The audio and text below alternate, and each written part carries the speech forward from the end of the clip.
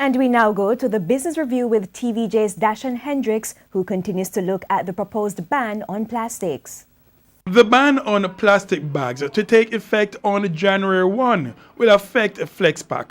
The company says as much as 30% of its business could be affected when the phased ban over a 3-year period is completed, but that has not stopped the company from pressing ahead with investments. We're trying to take advantage of the new packaging regulations that have come into effect for things like the basic items, so sugar, flour, rice, cornmeal, and so on. And just the general public and manufacturers want to get more modern facilities. A lot of them have bought packaging machines, and we have to step up to the plate to be able to produce in the volumes that is required. Holding out hope that the food industry's packaging needs will help grow its business, FlexPack now installs a state-of-the-art machinery. Its speed and efficiency will result in the retirement of many of the old machines FlexPack now uses.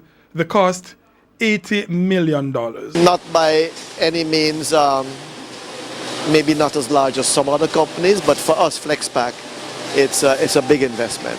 While it makes that investment, Mr. Hoyo says the company will start making plans to transition its business over the next 3 years. But of the investment now being made, will the ban have an impact? It will to a certain extent, because we only have 3 years to keep on producing some printed retail bags that's used in the retail trade, like for the the stores, the department stores. We only have until 2021, and then we will have to find other alternatives to provide them with. At this point in time, I am at a loss to say how we're going to do that, but we have 3 years to do it in.